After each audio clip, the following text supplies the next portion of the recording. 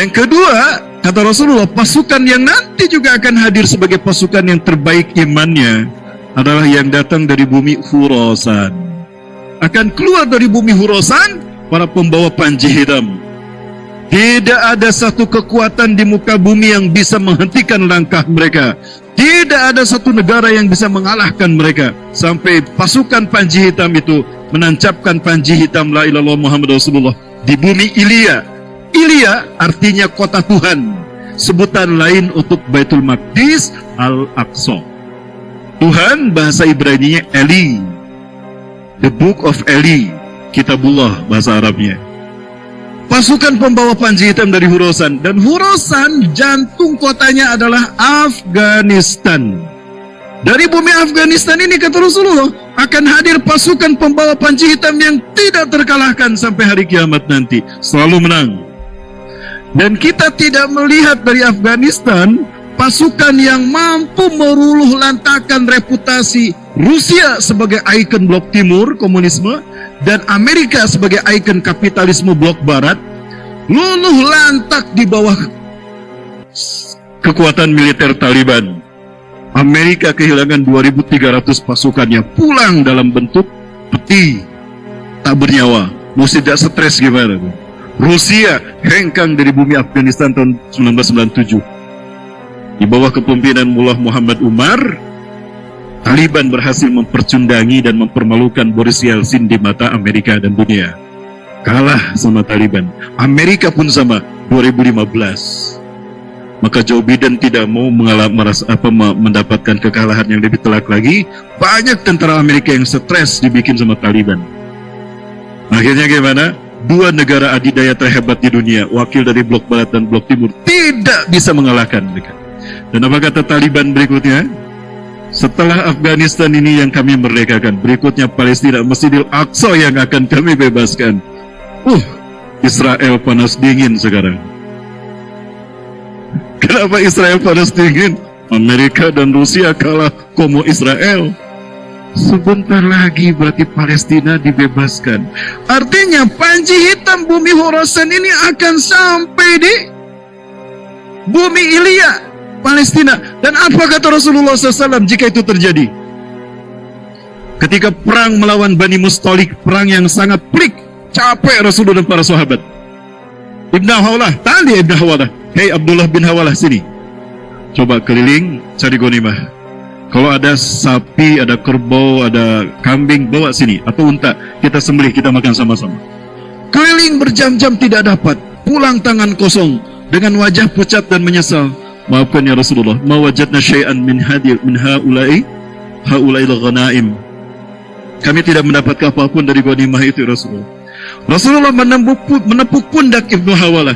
Hei Ibnu Hawalah, jika kamu melihat panji hitam berkibar di bumi Baitul Maqdis Al-Aqsa, kiamat lebih dekat kepada kalian ketimbang pundak dan kepalamu. Taliban sekarang akan bergerak ke Israel, Palestina, dan Amerika dan Rusia tidak bisa mengalahkannya. Baik Bapak Ibu yang dirahmati Allah. Lalu yang ketiga siapa Ustaz? Katanya ada 3 pasukan. Nah, pasukan yang ketiga ini adalah pasukan yang datang dari arah timur. Dan pasukan ini belum pernah dipilih Allah memimpin kebangkitan Islam. Kalau kita lihat dari peta sejarah kebangkitan Islam, hampir semua wilayah di muka bumi ini pernah dipilih Allah memimpin kebangkitan Islam, kecuali wilayah timur. Pertama Arab, sudah di zaman Rasulullah dan para sahabat. Betul? 53 tahun, dimulai 610 Masehi, Rasulullah mulai memimpin sampai berakhirnya Khulafaur Rasyidin 661 Masehi. 23 tahun Rasulullah, 30 tahun Khulafaur Rasyidin Al-Mahdiin. Yang kedua Afrika, sudah di masa Salahuddin Al-Ayyubi. Pusatnya di Mesir. Dunia dikuasai umat Islam. Perang salib beberapa kali dimenangkan Salahuddin Al-Ayyubi. Umat Islam memimpin dunia. Eropa sudah di masa Muhammad Al-Fatih. Di usia ke-22 tahun beliau menguasai 21 negara. Negara terakhir yang beliau kuasai adalah Konstantinopel. Usianya 22 tahun menguasai 21 negara. Eropa, dunia dikuasai umat Islam, dipimpin Muhammad Al-Fatih, pemuda usia 22 tahun. Pusatnya Turki Utsmani. Tinggal Asia, tinggal Melayu, tinggal Nusantara yang belum Allah pilih memimpin kebangkitan Islam. Dan inilah yang menjadi kabar gembira dari kita, hadirnya Rasulullah dalam mimpi para penghafal Quran. Mereka ini yang bermimpi di dalam mimpi mereka, para penghafal Quran. Mimpi mereka ini yang membuat kami bersemangat betapapun kami hari ini dizolimi oleh kekuasaan tirani yang berkuasa di negara ini.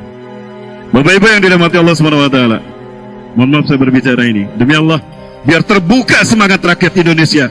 Tidak boleh berdiam diri ketika ada kezaliman di depan mata. Betul? Azab akan timpakan kepada kaum ini, bangsa ini. Jika ada kezaliman dan kemungkaran, kita diam saja. Rasulullah hadir dalam mimpi para penghafal Quran ini. Dan para penghafal Quran ini mimpi di malam yang sama. Mereka tidak bertemu. Mereka tinggal di Al-Quds, sekarang Yerusalem. Al-Quds, versi kita. Para penghafal Quran ini mimpi, Rasulullah hadir dalam mimpi mereka. Dan ini mimpi mereka. Rasulullah SAW mengatakan kepada mereka, wahai para penduduk Syam, wahai para penduduk Gaza, sesungguhnya bangsa yang akan membebaskan kalian dari zolimnya Yahudi dan akan membalikan Al-Quds ke tangan kalian adalah saudara kalian Muslim Indonesia. Allahu Akbar. Bayangkan Bapak Ibu, rupanya ini pasukan yang ketiga setelah Ahlus Syam dan Ahlul Khurasan, Ashabul Rasul yang Rasul sebutkan. Jadi telunjuk Rasulullah yang mengarah ke timur itu ternyata dia mengarah ke Indonesia. Maka hadirlah pasukan ini dalam mimpi 5 remaja penghafal Quran ini.